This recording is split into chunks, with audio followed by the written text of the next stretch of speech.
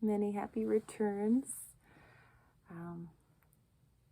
We're still going with Song of Songs.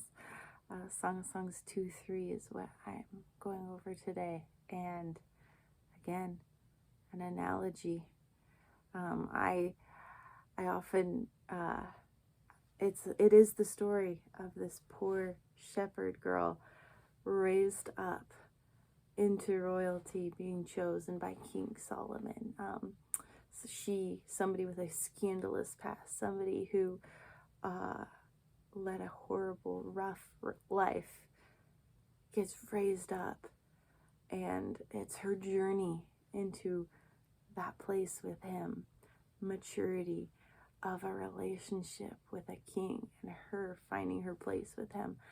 And I love that analogy as the most epic picture of us, the bride, with Christ, our bridegroom, and our wedding day to come. So I'm picking up Song of Songs 2-3. This is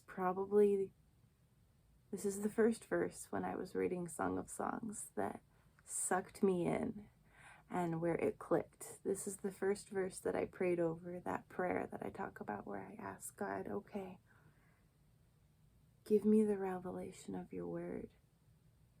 Show me, what does this mean?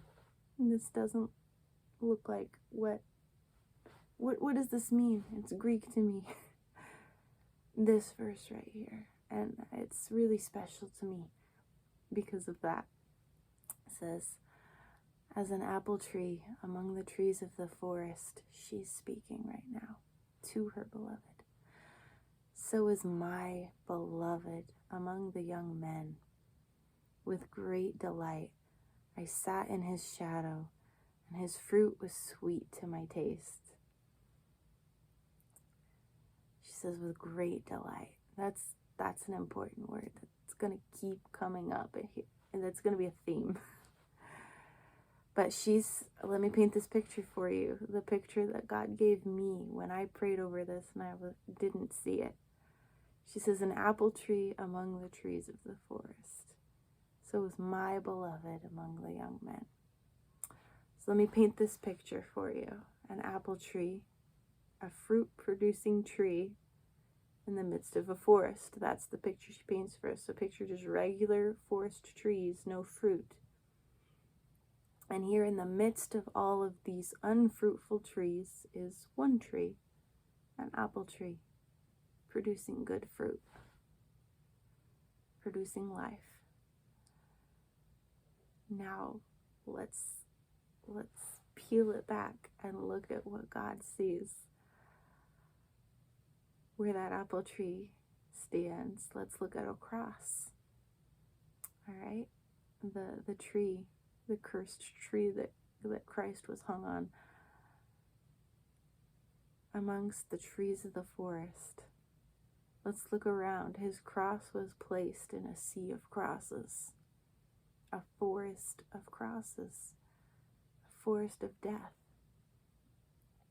All of those crosses, all of those death, all the other men brought only death with their death.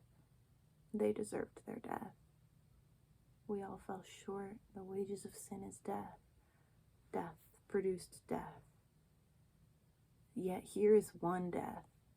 Here is one cross that brought life, that produced fruit. It was different. It stood out. His death on that cross, it redeemed all of humanity. He's different from any other man. His life was different from every other. He walked a perfect life. He is the apple tree among the trees of the forest. His cross is the cross of crosses, the death that brought life. And she says, with great delight, I sat in his shadow, and his fruit was sweet to my taste. This is what we, the bride, should be doing. This is where we dwell, in the shadow of the cross. This is where I find my rest. These are my still waters. This is my green pasture. His fruit is sweet to my taste. Do you need to feel refreshed right now, like I do every single day? I'm supposed to be dwelling here. I'm supposed to be resting in this place, and so are you. It brings us delight. It's designed to. His redemption of you, his redemption of his bride, him redeeming me, his great sacrifice. Let's sit and ponder it. Let's rest in the shadow of that, in the shadow of the Almighty. Let's dwell on him. Let me behold his sacrifice, that there was a man who walked the earth perfectly, and he laid down his life for me. He laid down his life for me, and then he didn't just leave me grieving him and sitting there with a huge loss and a huge hole in my heart, because I finally had found the man who loved me perfectly. He didn't just leave it at that. His death brought life. 3 days later, he walked out of that grave.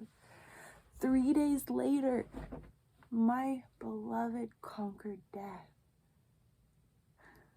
3 days later, the Lamb who was slain, the one found worthy, overcame my sin, overcame the thing that separated me from him. He conquered it for me. I was the hope set before him on that cross. I was crucified with him. I was there. I was there. I'm designed to ponder this. You're designed to dwell here, to dwell in this place. God came to earth in the form of a man. He humbled himself to death, even death on a cross. He suffered the most excruciating, the most painful, the most humiliating death for you.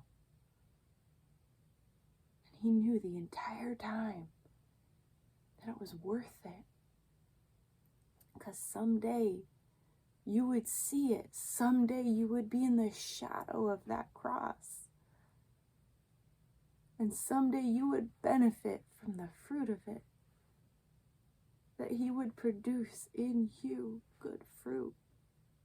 That you would get to be blessed by that. That you would get to be washed and redeemed by that. He knew that. I bring him glory when I meditate on that. My heart naturally worships him. He is the only one found worthy. He is the only one who conquered death. He is worthy of your gaze. He is worthy of our meditation, our daily meditation, to be fixed in that place, to rest in that place, to rest in the knowledge of what Christ has done for you and me and his bride. This is our resting place. When you are weary, when your burden is too heavy, this is where you lay it down. When you stumble, this is where you return to. This is the fruit you need. This is where you rest. In the cross, in the shadow of the cross, at his feet, this is where we lay it all down. This is where I say, my work ends right here. My toil ends here. And this is where your work is. It is your burden. It is your good work. You love me. You died for me. There is no greater love than my friend, who, though I betrayed you, though I hurt you, you died for me. because you knew you could see the end. You could see me, Caitlin, crossing that sea of glass. He could see you, washed in the blood of the Lamb, free from these burdens, from these shackles, these chains that have held you for as long as you can remember, the weight that pinned you down. He could see you free of that. And he endured this to lift that off of you and take it on himself. This is sweet fruit. This does bring me delight. It brings me to tears. It brings me delight because thank God for his sacrifice. I would be cast down to hell without this. I deserved death. I deserved that death on the cross, and he took it for me. He loved me. He loves you that much. Dwell in this place. Ask for this revelation from God and return here. You stumble, I stumble, return to this place. Lay it down. Lay that burden down. Rest here. Rest in his shadow. Be blessed in the name of Jesus.